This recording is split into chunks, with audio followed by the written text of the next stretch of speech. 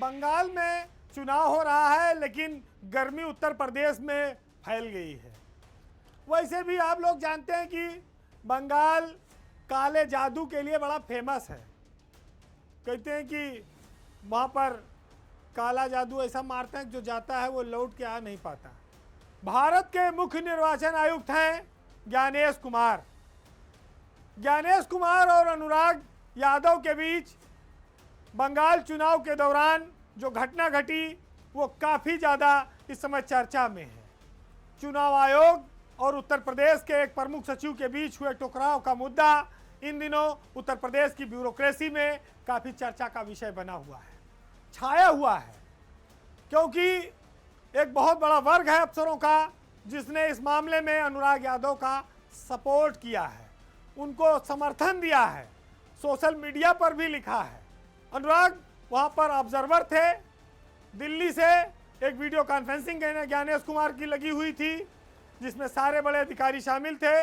इस high level meeting में ही बताया जाता है कि बूथ रिपोर्ट को लेकर कुछ लेट लतीफ़ी हुई जिसकी वजह से जो मुख्य चुनाव आयुक्त हैं वो नाराज हो गए।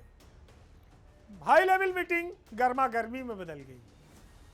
ज्ञानेश कुमार इतने नाराज हो गए कि उन्होंने अनुराग यादव को हटाने का आदेश कर दिया और कहा कि इनको घर भेज दिया जाए। हालांकि उसके कुछ ही समय पहले उनकी टीएमसी के नेताओं के साथ भी बहुत गर्मा गर्म विवाद हुआ था और उसमें गेट आउट शब्द तक का प्रयोग हुआ। ज्ञानेश कुमार इन दिनों चौतरफा विपक्ष के आरोपों से घिरे हुए हैं, लेकिन अनुराग यादव योगी सरकार में एक ऐसे अफसर हैं जो यादव होते हुए भी अपनी कार्यशैली से, अपनी शालीनता से, अपनी सरलता से चुपचाप चल रहे हैं और कहा जाए तो इज्जत बचाकर नौकरी कर रहे हैं और योगी सरकार ने उन पर भरोसा भी जता रखा है। इस घटनाक्रम के बाद वो उत्तर प्रदेश लौट आए हैं। यहाँ पर वो प्रमुख सचिव समाज कल्याण के पद पर हैं, वहाँ पर उन्होंने काम भी शुरू कर दिया है, लेकिन कोई पीछे से आयोग का पत्र ना आ जाए जो यहाँ उनका नुकसान कर दे, यानी कि उनको यहाँ प्रमुख सचिव पद से ना हटवा दे। यहाँ पर एक सवाल ये आता है कि चुनावी जिम्मेदारियों के बीच अनुशासन और संवाद की मर्यादा की जो बात है उस पर किसको किसको ध्यान रखना चाहिए। दोनों तरफ को ध्यान रखना चाहिए, ये बात बहुत सामान्य सी है। अनुराग वैसे भी जहाँ भी पोस्ट रहे हैं उन्होंने अपने कार्यशैली से अपनी अच्छी छवि बनाई है। अखिलेश यादव सरकार में वो ज़्यादा लोकप्रिय थे, लखनऊ के डीएम थे, लेकिन उन पर कोई दाग ऐसा नहीं लगा जो उनके अहंकार को दर्शाता हो।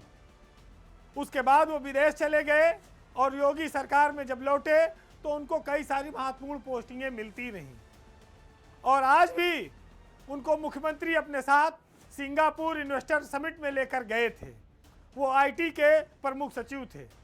हालांकि एक घटनाक्रम के बाद वहाँ के एमडी और प्रमुख सचिव दोनों को हटाया गया जिसमें एक एमओयू गलत साइन हो गया था। उसके बावजूद सीएम का भरोसा अनुराग यादव पर बना रहा और उनको समाज कल्याण जैसे महत्वपूर्ण विभाग का प्रमुख सचिव बनाया गया है। ये सब ठीक है, बात आई गई हो गई, लोग भूल गए, लेकिन इस घटना ने एक बार फिर ज्ञानेश कुमार के परिवार को चर्चा में ला दिया है, क्योंकि ज्ञानेश कुमार खुद यूपी के आगरा के ही रहने वाले हैं। वो भी आईएएस अफसर रहे हैं। जब वो रिटायर हुए तो उनको भारत का मुख्य निर्वाचन आयुक्त बनाया गया, लेकिन इसके साथ साथ उनकी बेटी और दामाद दोनों उत्तर प्रदेश कैडर के आईएएस अफसर हैं। अनजाने में ही सही, लेकिन अनुराग यादव की घटना से उनके ऊपर भी निशाना साधा जा रहा है। कुछ लोग ये बात कहते हैं कि सरकारें आती जाती रहती हैं, पावर आती जाती रहती है, लेकिन ब्यूरोक्रेट्स को आपस में इस तरह टकराना नहीं चाहिए। ये उनके लिए ना सही, उनके जानने वालों के लिए परेशानी पैदा कर सकता है। कई बार ऐसा हुआ भी है कि कुछ चीज़ों के परिणाम दूरगामी साबित हुए हैं। लेकिन इसके इतर अगर देखा जाए तो ज्ञानेश कुमार की जो फैमिली है वो अभी तक अपने काम के मामले में अव्वल रही है। उनकी बेटी और दामाद लाइमलाइट से दूर रहते हैं और अपने पिता के प्रभाव के इतर वो चुपचाप अपना काम करते हैं। मनीष बंसल सहारनपुर के डीएम हैं और काफ़ी लोकप्रिय अधिकारियों में हैं। मेघा रूपम जेवर जैसे एयरपोर्ट का उद्घाटन कराकर सरकार और प्रधानमंत्री की नज़र में आई हैं। बड़े परिवार से ताल्लुक़ रखने के बावजूद भी आम जनमानस में अभी इन दोनों अफसरों की छवि अच्छी बनी हुई है। लेकिन इसके बावजूद अनुराग यादव इस पूरे घटनाक्रम पर खुद क्या महसूस करते हैं, ये बात ज़्यादा मायने रखती है। फिलहाल आज के पावर सेंटर में इतना ही। ब्यूरोक्रेसी में ऊपर नीचे का खेल चलता रहता है। अच्छे और बुरे दिन पोस्टिंग अच्छी और ख़राब होती रहती है, लेकिन कई बार कुछ घटनाक्रम ऐसे होते हैं जिनमें आपकी गलती भी नहीं होती है, लेकिन आपको फिर भी गिल्ट फील करना पड़ता है।